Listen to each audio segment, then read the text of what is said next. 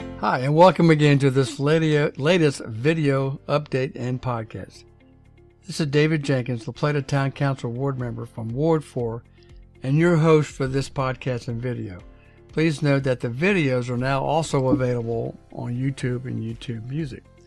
So I wanted to talk tonight about the April 14th La Plata Town Council Forum held at the Green Turtle, again on Monday, April the 14th.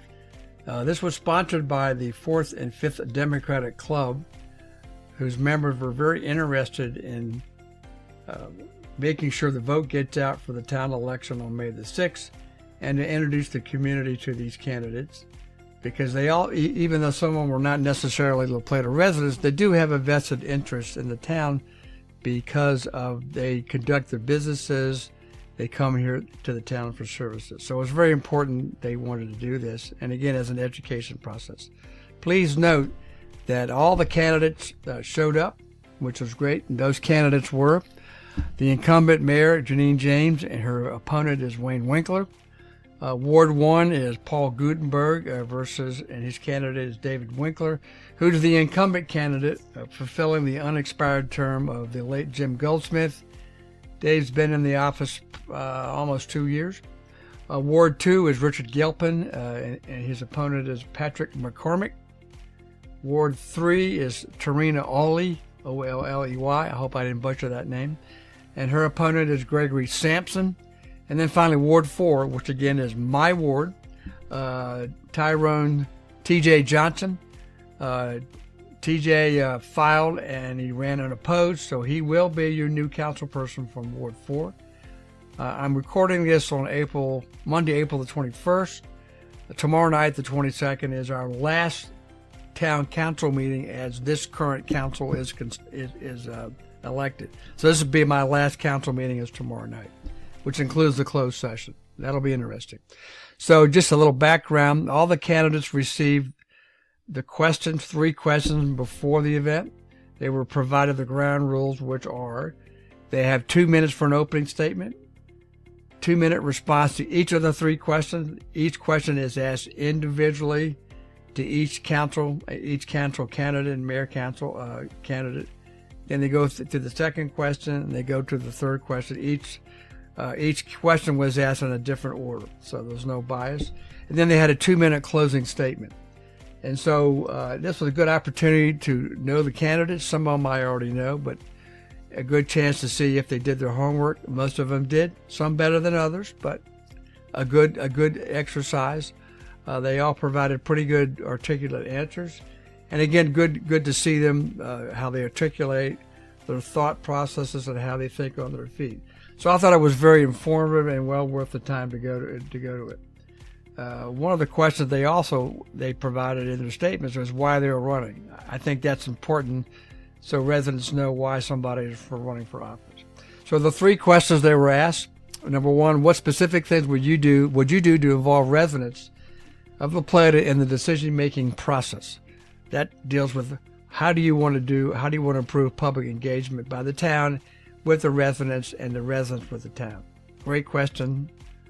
The second question is, number 2, what would you do to ensure the town adopts and follows an adequate public facilities plan that would address water, stormwater management in schools and police? They talked about that a little later. That's what is known as an adequate public facilities ordinance, APFO. So I'll try to refer to that in the future in this broadcast or this video. And then finally, the third question, do you support the La Plata Police, and would you support, or what's your feelings on merging the town with the Charles County Sheriff's Department? So they would provide services to the town in lieu of the town police. So 3 questions. I'm going to give you some takeaways and some comments about specific issues. I thought the candidates did provide some pretty thoughtful answers. Again, some were better prepared than others. And I don't want this to sound like I'm sensitive, but maybe I am. But some of the questions some of the responses were very critical of the town and the council, and so I accept that, even though it's hard. Okay, so again, while there was some valid criticism, my hope is that while I share that responsibility of their criticism, and some of them are correct, I think there's also good for the candidates now and in the future that they provide all the facts behind these issues, all the facts and perspectives, good and bad, because these issues are not cut and dry, black and white. There's a lot of history and perspectives. And so I'm going to try to fill in some of those issues with some examples from certain issues. So one of the things they talked about in their questioning and their responses was, so we don't have an adequate public facilities ordinance. Okay, the town has not approved an APFO. Correct. But I would note that the Town Planning Commission did review a draft of that document in January of 2023. I happened to watch that meeting, and I got a copy of the draft, and I provided written comments to the Planning Commission. But I don't understand, and I never was provided a reason why that didn't move forward. I mean, was there an additional work session with the Planning Commission?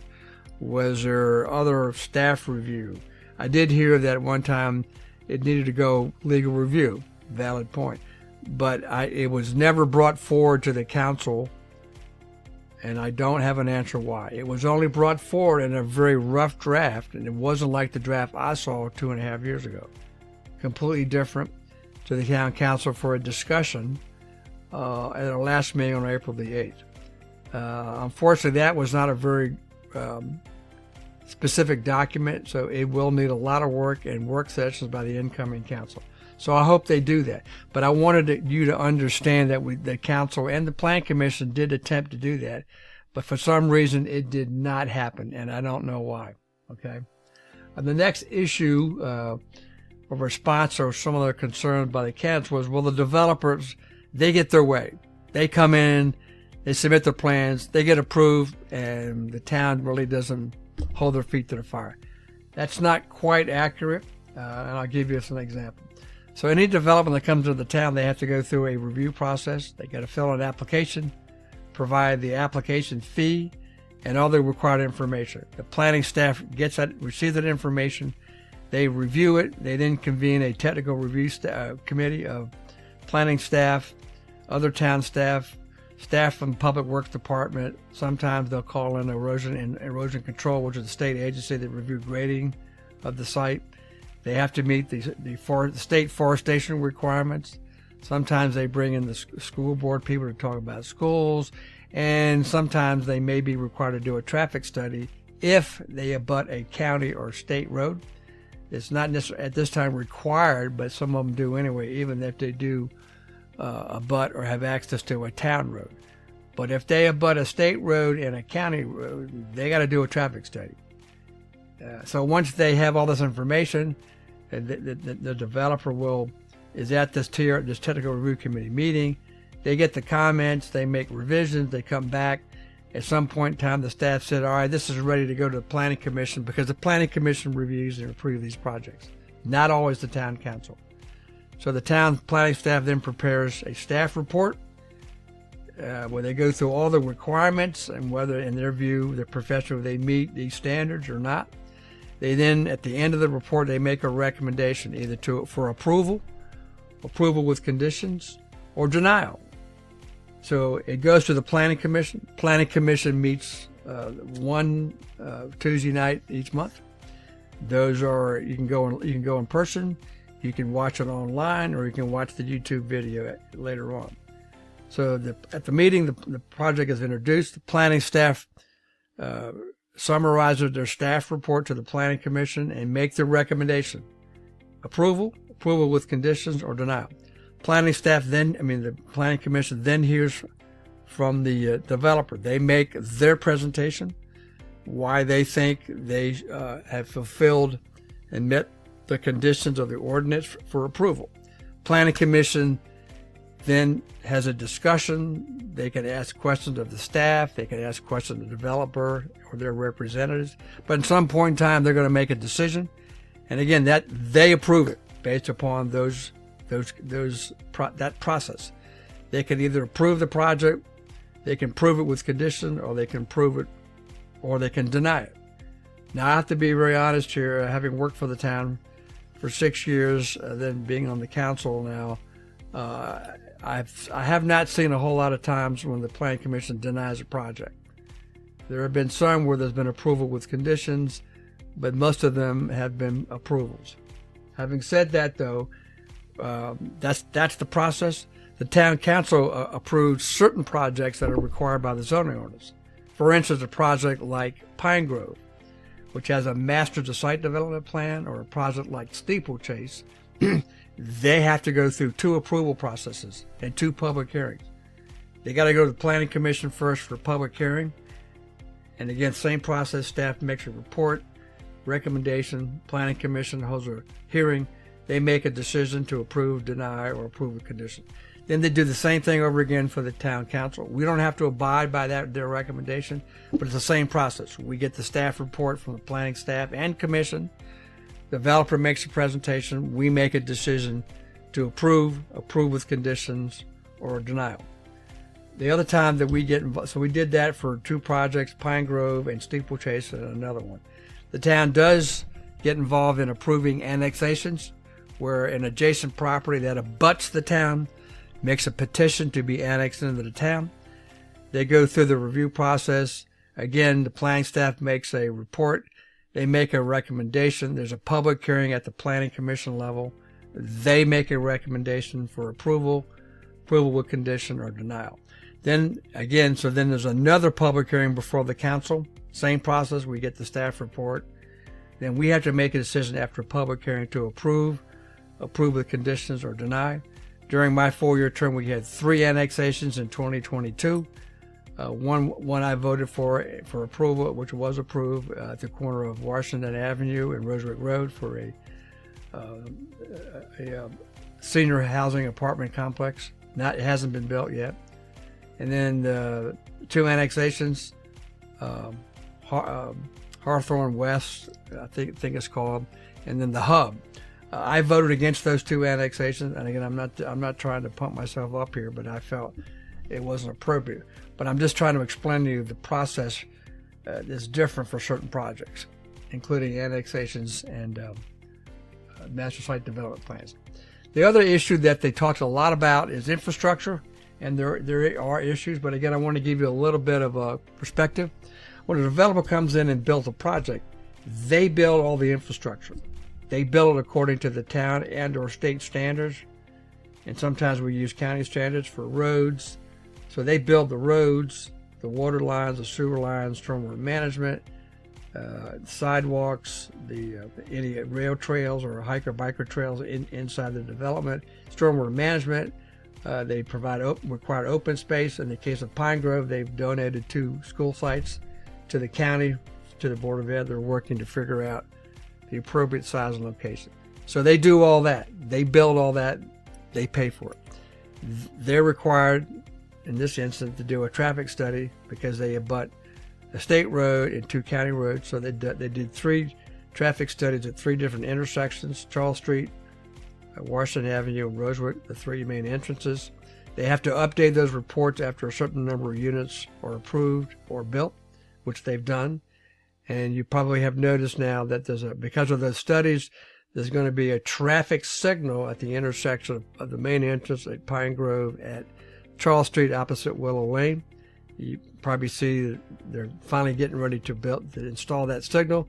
The developer pays for those signals, not the town. So they pay for that. And then there'll be 2 other ones coming on board in the future.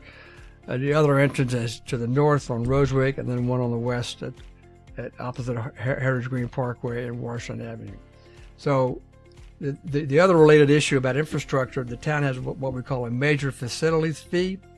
So if a developer builds a project and they impact a county facility, like a pump station, and that pump station has to be expanded so they can have enough capacity to accommodate that development, then that developer pays that proportionate share of the cost to upgrade that facility. If it's a new project, then they have to pay for it themselves. So that's how the major facility fee works, and that's reviewed every year. I think it was reviewed last year, so it's a pretty hefty price tag. Again, to help pay for infrastructure. So The other item they talked about was that a lot of concern about development, a lack of planning, infrastructure, and the loss of La Plata's small town feel or sense. And I understand that, having lived here quite a long time now. I get that. But unfortunately, from my view, and again, my opinion as one council member, soon to be ex-councilman, but my view is all this didn't happen overnight. It was the culmination of a lot of different things over a long time. And so there was a lot of, perhaps some poor planning in the past by the Planning Commission, perhaps some lack of needed enforcement of certain standards and design standards, probably some poor design, maybe faulty construction or the inspection process. I'm not sure in the past we tracked maintenance costs, because once a developer finishes a project and they want to get their bond money back, they post a bond to build the stuff. We have to go out and inspect it so that it complies with the town standard, and then they get their bond money back, usually over 100% of construction costs. But once that happens, the town now owns the infrastructure, which means we have to maintain it. So there's funds that are needed to maintain those projects now and in the future. And of course, a road could be 20, 30 years of lifetime. I'm not an engineer. The water and sewer line has a certain lifetime or life expectancy. But we have to calculate those out so we have an understanding of what the future costs will be to maintain these projects. So that's an important concept to understand. So that's kind of what happens. And unfortunately, we have not necessarily kept pace with the funding to maintain this infrastructure, because it keeps growing. We keep adding to it. As development occurs, we accept it. The costs continue to rise. So I'm hopeful that we have a good handle on those maintenance costs. But up until last year, the town never had a tax increase. Now, I'm not suggesting we raise it because we can, but for 20 years, there was no additional tax increase to support paying for infrastructure. That's already in the ground. You have to maintain it. So I guess we're good, but I'm not sure we're that good that we could afford not to do some kind of minor tax increase over a number of years, which we haven't done until last year. And that was probably for some police funding and police pension issue, and it was 3 cents. I know that's a tax increase, but some communities in the last number have had 10, 15, 20 cent increases. We don't want to ever do that, but we need some kind of a consistency so we can have enough funds to pay for the infrastructure that's already here and more to come. So I just want you understand that process. So at the end of each candidate, again, at the end, they had a chance to do their 2-minute closing. Commissioner B.J. Bowling was there because he's the county commissioner from Ward 1, which includes La Plata. So he had opportunity to provide some comments, some good comments about public service is hard work. You need to make sure, and I agree, you have to work with the community, work with the residents. You need to do outreach. You need to engage with them. You need to keep them educated, give them the information about what's going on. He then talked a lot about the need for water for both the county and La Plata. He expressed his dismay and displeasure about development growth in the town of La Plata, and he suggested that water can be used as a way to control growth in La Plata. I take exception to that because I think water is a public need. Aquifers, we use 3 aquifers here in this part of the county and southern Maryland. Aquifers don't recognize political boundaries. They need more additional water, as does the town. So, and they don't like our development. Well, I don't understand that because La Plata is an incorporated municipality. It's one of 157 in the state of Maryland. The town's been in existence for over 100 years. We have a mayor and council. We legally have police powers. We have zoning power. We have processes just like they do. And we could all benefit more from collaboration to fix growth problems. But I don't believe using water as a club is necessarily productive to solve a common problem where we all benefit. Because the state wants us, through the Maryland Department of Environment, they want us to they want us to develop a water sharing agreement. We have not been able to do that in my 4 years. And that's, frankly, from my viewpoint, kind of sad. I frankly don't know why. I hear, but it's not worth mentioning because it's not substantiated. So I don't know why we haven't gotten that done. I wish the new council well that they do that. In fact, that was one of my hopes. If you read the latest spring newsletter, that's what I put in there. One of my hopes for the future council is that they develop a water sharing agreement with the county, because we need it. We all need water. And I'm at the point where I believe it's a public health issue, because again, we all need water. So I'm hoping that we can do that. One of his other demands, Commissioner Bowling, was demand that we should have an APFO. He's right. We haven't done that.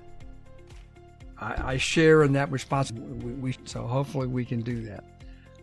But then he also referred to what he called a adequate public health process.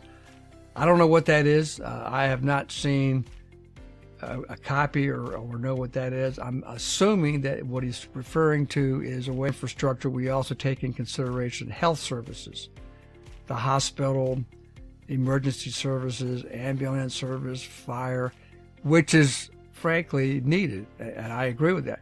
But I'm not sure, again, it should be used as a club to force us to do something. I think, from my view, a better way to do that, if there's a concern about development and those issues, then again, we collaborate. We do it at the political level, leadership level, then we ought to do it at the staff level as well. Because as public servants, in my view, we're elected to fix problems, and this is a problem. So their biggest hang-up, and I understand, is the cost of water. They don't want to pay for La Plata's water ratepayers. I understand that. So there's a disagreement. So I would hope that reasonable people, to reach a conclusion, would get in a room and negotiate so everybody benefits. In this case, we get a secure supply of water that everybody needs. So I'm hoping the future council can do that. So again, I find that somewhat disappointing that he would use that as, frankly, a club. Because frankly, he doesn't like what we're doing. He doesn't like our development. Okay. I may or may not like the development in the county. I may or may not like St. Charles coming down the road, down St. Charles Parkway, closer to La Plata. I may not like that. But I don't have a vote on it. And he doesn't either, unless he wants to be mayor or he wants to be on the town council. And so I just diametrically opposed to that mindset and that process. Hopefully the new council can do better than what I did, and hopefully they can fix it. So I'm going to close with that. And again, I just wanted to provide my take and observation and my views about the forum. Again, I thought it was a well-run and needed process, and hopefully they'll do it the next time around, and hopefully maybe we can look at a better turnout at the election.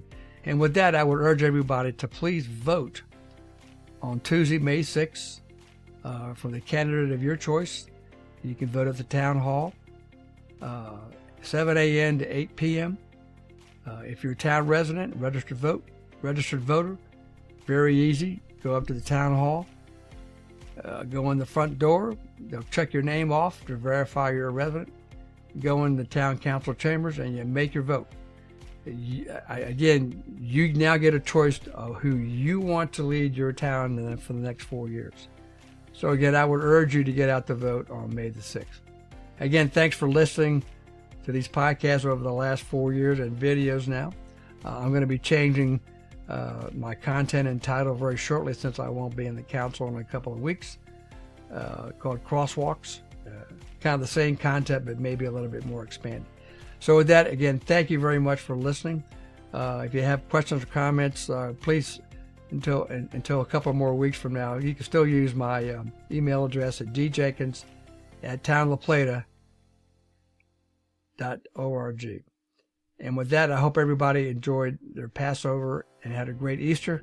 Thanks again for listening. Stay safe.